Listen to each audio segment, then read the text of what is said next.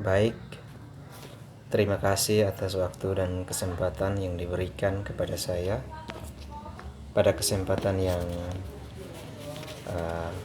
baik ini, saya akan kembali lagi membagikan tutorial tentang pengaruh equilibrium subsidi sebagian ekspor. Baik, sebelum masuk pada inti penjelasan kita, saya terlebih dahulu memperkenalkan nama lengkap saya adalah Johannes Tillman, NPM 12170041, semester 7, program studi agribisnis, Fakultas Pertanian, Universitas Negeri Timur. Baiklah, untuk tidak memperpanjang kata, langsung saja saya masuk pada penjelasannya. Yang pertama, kita perlu mengetahui dulu definisi singkat mengenai subsidi. Subsidi adalah kebalikan dari pajak, sehingga disebut pajak negatif. Pengaruhnya terhadap keseimbangan pasar atau equilibrium berbalikan dengan pengaruh pajak, sehingga menganalisisnya seperti kita menganalisis pengaruh pajak. Subsidi dapat bersifat spesifik dan dapat pula bersifat proporsional. Dalam penjelasan kali ini, yaitu diuraikan tentang subsidi yang bersifat spesifik. Jadi subsidi itu adalah tanggungan pemerintah terhadap kegiatan produksi ataupun penjualan produsen di dalam negeri, baik mendukung kegiatan produksinya maupun kegiatan ekspornya, yaitu subsidi. Yang berikut kita melihat, sudah tahu tentang definisi subsidi, sekarang kita berbicara tentang pengaruh subsidi. Subsidi yang diberikan atas produksi atau penjualan suatu barang menyebabkan harga jual barang tersebut menjadi lebih rendah. Dengan adanya subsidi, produsen merasa ongkos produksinya menjadi lebih kecil sehingga ia bersedia menjual lebih murah. Akibatnya harga keseimbangan yang tercipta di pasar lebih rendah daripada harga keseimbangan sebelum atau tanpa subsidi, dan jumlah keseimbangannya menjadi lebih banyak. Jadi di sini dikatakan jelas bahwa pengaruh subsidi produksi atau penjualan biayanya akan rasanya lebih ringan, karena sebagian biaya yang digunakan untuk kegiatan produksi itu secara pribadi itu sudah dikurangi, sedangkan biaya-biaya penjualan atau biaya-biaya ekspor itu sudah ditanggung oleh pemerintah sebagian besarnya untuk sebagian komoditi. Nah, dengan subsidi spesifik, sebesar kurva penawaran bergeser sejajar ke bawah dengan penggal yang lebih kecil, lebih rendah pada sumbu harga.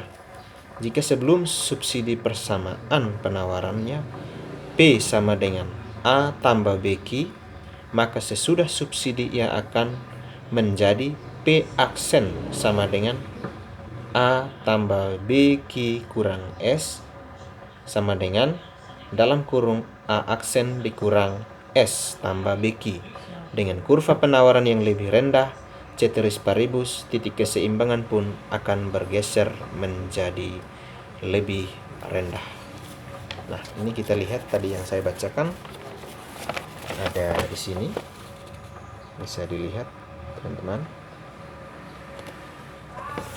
Kurvanya seperti ini, kita lihat.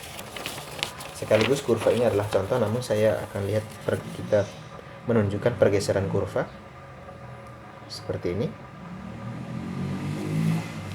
Oke, sekarang kita masuk pada contoh. Di sini ada contoh soalnya. Di sini soalnya mengatakan bahwa fungsi permintaan akan suatu barang ditunjukkan oleh persamaan. Sekarang permintaannya sama dengan P sama dengan 15 dikurang Q. Sedangkan penawarannya adalah P sama dengan 3 plus 0,5. Sorry, permintaan di sini P sama dengan 15 min Q, bukan kurang, karena ini menunjukkan slope. Dan juga penawaran juga menunjukkan slope. Nilai plus itu adalah slope-nya positif, sedangkan min Q ini adalah slope-nya negatif. Pemerintah memberikan subsidi sebesar 1,5. Artinya dalam kegiatan ini, subsidi yang diberikan pemerintah adalah 1,5. Besarnya seperti itu atas setiap unit barang yang diproduksi. Jadi setiap unit barang, katakanlah di sini adalah kain, maka di sini subsidi oleh pemerintah untuk produksi kain di dalam negeri per unit ataupun penjualannya adalah subsidinya adalah sebesar 1,5. Nah, pertanyaannya di sini, berapa harga keseimbangan serta jumlah keseimbangan tanpa subsidi dan dengan subsidi? Oke. Di sini tanpa subsidi ya, P0-nya sama dengan 7 dan Q0-nya sama dengan 8, artinya tanpa subsidi, belum ada subsidi. Nah, kita lihat di sini tadi P0, Q0. Oke. Pada kurva di sini ada jelas dituliskan. Kita bisa lihat ya. 7, saya langsung tunjukkan saja. Seperti ini ya. Ini P0, ini adalah Q0. Titik keseimbangannya ada di sini, equilibriumnya ada di sini. P0-nya 7, Q0-nya adalah 8. Oke, kita kembali ke pembahasan lanjutan. Pembahasan lanjutan di sini dia katakan bahwa dengan subsidi harga jual yang ditawarkan oleh produsen menjadi lebih rendah. Persamaan penawaran berubah dan kurvanya bergeser turun. Di sini tadi jelas bahwa dikatakan bahwa ketika sudah ada subsidi, maka seorang produsen akan berusaha menjual produknya ke luar negeri dengan harga yang lebih rendah. Alasannya kenapa?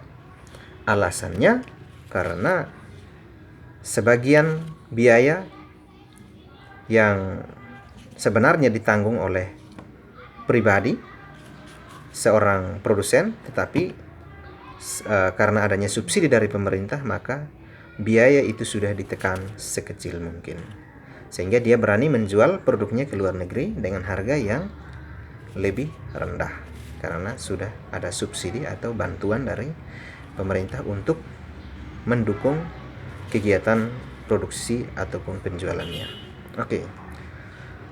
Selanjutnya adalah kita lihat di sini penawaran tanpa subsidi. P sama dengan 3 ditambah 0,5, itu penawaran tanpa subsidi. Diketahui P sama dengan 3 ditambah 0,5 Q. Penawaran dengan subsidi, artinya sudah ada subsidi di sini dikatakan P sama dengan 3 ditambah 0,5 Q dikurang 1,5 subsidi. Harganya 3, Q-nya 0,5 dan subsidinya adalah 1,5. Lalu masuk pada penyelesaian matematis. Kita substitusikan P sama dengan 1,5 ditambah 0,5 Q. Itu untuk P-nya. Sedangkan Q sama dengan min 3 plus 2P. Karena persamaan permintaan tetap, P sama dengan 15 min Q atau Q sama dengan 15 min P. Nah, di sini seperti kurva ya. Persamaan kurvanya tetap. Sini kita bisa lihat ini 15 P dan 15 Q. Artinya tetap permintaannya. Maka keseimbangan pasar sesudah subsidi. Artinya sesudah subsidi kita lihat keseimbangan. Di sini QD sama dengan QS. Di sini dia katakan 15 min P sama dengan min 3 plus 2P. Jadi 15 min P ada di sini dan min 3P ada di sini. Q-nya ada di sini. Maka di sini penyelesaiannya adalah kita substitusikan.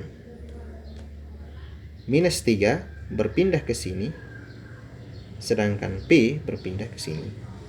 Jadinya minus P berpindah ke sini, tambah 2P jadinya 3P.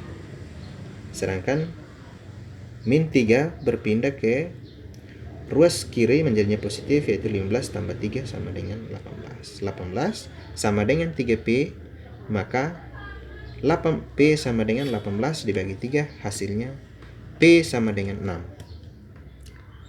Dan Q sama dengan 15 dikurang P sama dengan 15 dikurang 6. Karena P sudah diketahui sama dengan 6, maka 15 dikurang 6 sama dengan 9.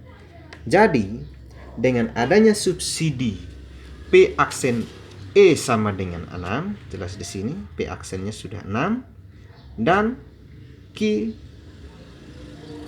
aksen subsidinya sama dengan 9. Nah, kita masuk pada kurva yang tadi sudah kita lihat sebelumnya.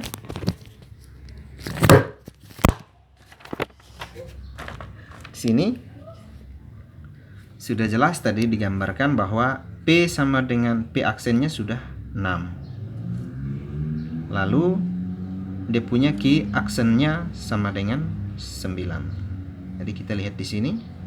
Tadi kurvanya di atas, penawarannya di atas, sekarang berpindah. Berpotongan lagi di sini. 6 dengan 9. Tadi mula-mula 7 dengan 8. Setelah ada subsidi bergeser. Ya, bergeser kurvanya. Bergeser. Kurva permintaan bergeser ke kanan. Lalu kita lihat penjelasan lanjutan. Bagian subsidi yang dinikmati oleh konsumen. Subsidi produksi yang diberikan oleh pemerintah menyebabkan ongkos produksi yang dikeluarkan oleh produsen menjadi lebih sedikit daripada ongkos sesungguhnya untuk menghasilkan barang tersebut. Perbedaan antara ongkos produksi nyata dan ongkos produksi yang dikeluarkan merupakan bagian subsidi yang dinikmati oleh produsen.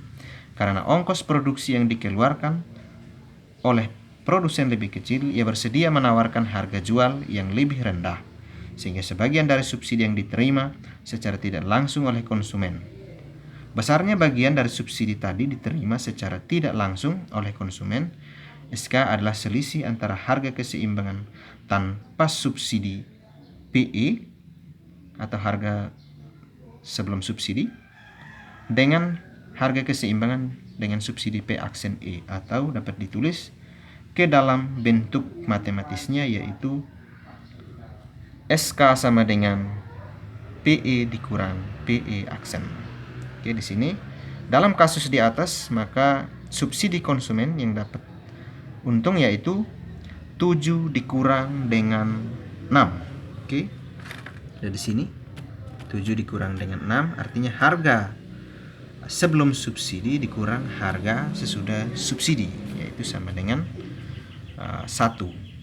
Dapat artinya konsumen itu mendapatkan keuntungan sebesar 1.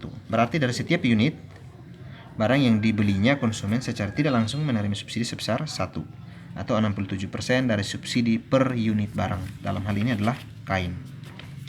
Yang berikut kita lihat bagian subsidi yang dinikmati oleh produsen. Besarnya bagian dari subsidi yang dinikmati oleh produsen atau dalam tanda kutip, dalam tanda kurung adalah SP, adalah selisih antara besarnya subsidi per unit barang S dan bagian subsidi yang dinikmati oleh konsumen. Jadi di sini subsidi produsen sama dengan S dikurang K. Dalam kasus di atas S sama dengan 1,5 dikurang 1 sama dengan 0,5. Jadi jelas di sini 1,5 dikurang dengan 1 sama dengan 0,5. Berarti dari setiap unit barang yang diproduksi dan dijualnya produsen menerima subsidi sebesar 0,5. Artinya dia mendapatkan subsidi dari pemerintah itu sebesar 0,5. 1,5 dikurang 1 sama dengan 0,5. Ini subsidi sebesar itu. Yang berikut jumlah subsidi yang dibayarkan oleh pemerintah. Besarnya jumlah subsidi yang diberikan oleh pemerintah S dapat dihitung dengan mengalihkan jumlah barang yang terjual sesudah disubsidi Q dengan besarnya subsidi per unit barang S, atau secara matematis dituliskan S sama dengan Q aksen E dikurang S. Dalam kasus ini S sama dengan 9 dikali 1,5 sama dengan 13,5. Artinya subsidi yang dikeluarkan oleh pemerintah itu sebesar 13,5.